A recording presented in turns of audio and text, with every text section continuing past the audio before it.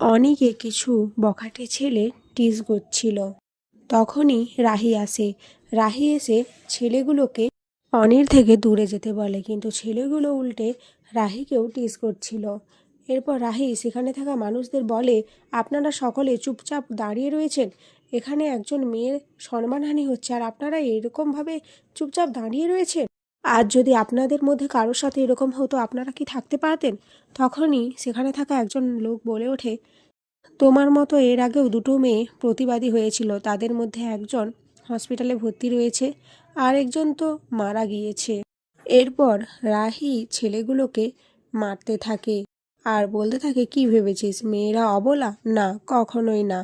মেয়েরা দেবী দুর্গাও হতে পারে, লক্ষ্মীও হতে পারে, আবার কালীও হতে পারে, চণ্ডীও হতে পারে। এই বলে ছেলেগুলোকে মারতে থাকে। অপরদিকে তিতলি রাহুলের সাথে দেখা করে।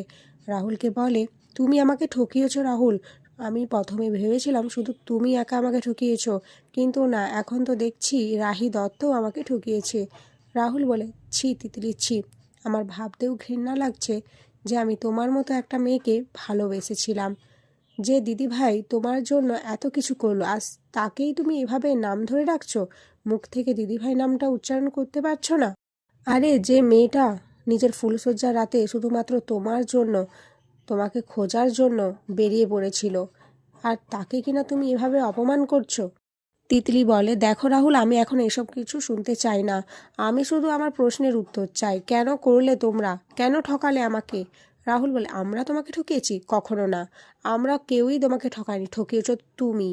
তুমি অত্যন্ত একটা বাজে উগ্র মেজাজি মেয়ে, তোমার মতো নোংরা মেয়ের সাথে আমি কোনো কথা বলতে চাই না। এদিকে মিমো রাহুলকে ডেকে নিয়ে যায়। রাহুল এসে দেখে একজন ছেলে রাহির হাতে ছুরি দিয়ে আঘাত করেছে। রাহুল আর নিজের মাথা ঠিক রাখতে পারে না। রাহুল নিজের শার্ট খুলে রাহির গায়ে দিয়ে ছেলেগুলোকে মারতে থাকে আর চিৎকার করে বলতে থাকে, তোদের এত বড় সাহস, আমার বউয়ের গায়ে হাত দিয়েছিস, আমার বউয়ের গায়ে? রাহি অবাক নয়নে রাহুলের দিকে তাকিয়ে থাকে। তিতলিও এই সমস্ত কিছু দেখে ভাবতে থাকে, এই জন্যই তুমি ওভাবে ছুটে চলে এলে রাহুল? তুমি দিদিভাইকে খুবই ভালোবেসেছো, কিন্তু সেটা কিভাবে সম্ভব? তুমি তো আমাকে ভালোবাসো বলেছিলে, তার মানে তোমরা দুজনেই আমাকে ঠকিয়েছো। আমি কোনো ভুল ডিসিশন নিচ্ছি না। এদিকে হ্যারি তিতলিকে ওখান থেকে নিয়ে যায়। তিতলির বাবা বলে, তোর জন্য, তোর জন্য কি আমার মেয়েটা শান্তিতে থাকতে পারবে না? তিতলি বলে, দেখো বাবা, আমি কিন্তু কোনো ভুল করিনি, আর তোমরাই তো ধরে বেঁধে দিদিভাই আর রাহুলের বিয়ে দিয়ে দিয়েছো, তাহলে কেন এখন আমাকে আটকাচ্ছ?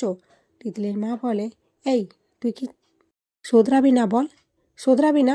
বাবার সাথে এভাবে মুখে মুখে তর্ক করছিস, কোন জ্বালায় যে আমি যাব? কেন করছিস এরকম? কেন রাহির সংসারটা ভাঙতে চাইছিস? কিন্তু তিতলি সমান হারে তর্ক করতেই থাকে। অপরদিকে পুলিশ এসে সেই ছেলেগুলোকে নিয়ে যায় আর সেখানে সকলে রাহুল আর রাহিকে আশীর্বাদ করতে থাকে। রাহি অবাক দৃষ্টিতে রাহুলের দিকে তাকিয়ে থাকার মনে মনে রাহুলের কথাগুলো ভাবতে থাকে, কিভাবে রাহুল সকলের সামনে রাহিকে বউ বলে স্বীকার করেছে। আর এখানেই আজকের পর্ব শেষ হয়ে যায়।